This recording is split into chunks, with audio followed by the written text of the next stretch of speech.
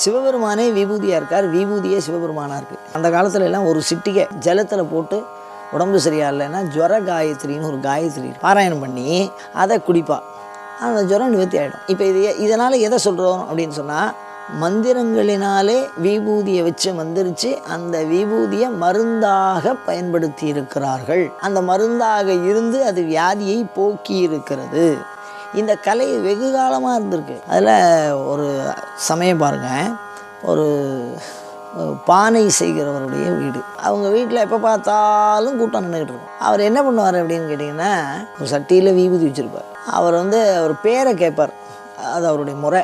யார் வந்திருந்தாலும் உங்களுடைய பேர் என்ன அப்படின்னா 3 தடவை கேட்பார். 3 தடவை சொல்லணும். சொல்லி முடித்தோன்னே அவர் என்ன மற்ற பிரச்சனையை கேட்பார். ஒவ்வொருத்தருக்கு என்ன வியாதி ஏதோ அந்த வியாதியை சொல்லுவார். அந்த வியாதியை சொல்லி ஏதோ ஒன்று மனசுக்குள்ளே அப்படியே தியானம் பண்ணுவார். ஒரு ஒரு 3 நிமிஷம் ஒரு 4 நிமிஷம் இருக்கும். அப்படியே தியானம் பண்ணிவிட்டு சட்டியில் இருக்கக்கூடிய விபூதியை அவரே எடுத்து ஒரு சொட்டு இதை தலைமாட்டில் வச்சுங்க, ஒரு வீதியில் ஒரு சொட்டை ஜலத்தில் போட்டு உள்ளுக்கு குடிச்சிருங்க, கொஞ்சம் நெற்றியில் இட்டுங்கோ அப்படின்னு அவர் சொல்லுவார். இது அவர் சொல்கிற எல்லாருக்குமே சொல்கிற பொதுவான வைத்தியம். இதில் என்ன சிறப்பு அப்படின்னா, இதில் மலம் வயிற்றால் போகிறவா இருப்பா, ஜுரம் வந்தவா இருப்பா, சளி இருக்கிறவா இருப்பா, இது மாதிரி பல்வேறு வியாதி. ஆனால் இது மருந்து என்ன அப்படின்னா இதுதான், வேறு ஒன்றும் வைத்தியமே இல்லை எங்கே போனாலும். ஆனால் ஒவ்வொரு தடவையும் அவர் அந்த பேரை கேட்டு ஒரு 3 தடவை கேட்பார். நல்ல ஒரு மருத்துவத்தில் இருக்கிற கூட்டம் அங்கே இருக்கும். ஒரு 200 ஆண்டுகளுக்கு முன்னாடி நடந்த சம்பவம், செவி வழி செய்தி. எவ்வளோ அற்புதமான ஒரு விஷயம் பாருங்கள்.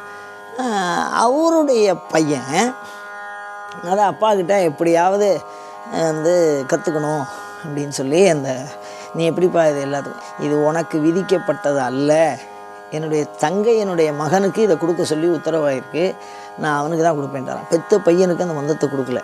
காரணம் என்ன அப்படின்னா, இறைவனுடைய அருள் யாரை வரிக்கிறதோ அவருக்கு தான் வந்துடும். அவருடைய தங்கையினுடைய மகனுக்கு அந்த மந்திரத்தை உபதேசம் பண்ணிட்டு போனாராம். அப்படி அந்த ரகசியமான மந்திரம் என்ன அப்படின்னு நம்ம யோசித்து பார்த்தா ரொம்ப ஆச்சரியமாக இருக்கும். மந்திரமாவது நீர், வானவர் மேலது நீர், சுந்திரமாவது நீர், துதிக்கப்படுவது நீர் அப்படின்னு இந்த பாடலை ஒவ்வொரு தடவையும் அவர் பாராயணம் பண்ணிகிட்டே இருப்பாராம். திருப்பி சொல்லிகிட்டே இருப்பாராம். அதில் தான் சாமி இருப்பான். அந்த சட்டியில் அந்த விபூதியை சாமின்னு நினச்சி அவர் வணங்கின்னு வந்திருக்கார். இந்த சட்டி ஒரு சன்னியாசி கொடுத்துட்டு போயிருக்கார் அவர். இந்த சட்டி வச்சுக்கோ, இதில் விபூதியை வச்சு நீ யாருக்கு வேணாலும் கொடு, உனக்கு சித்தியாகும் அப்படின்னு சொல்லி இந்த பாட்டை சொல்லி கொடுத்துட்டு போயிருக்கார். அது அனுபவத்தில் கண்ட உண்மை.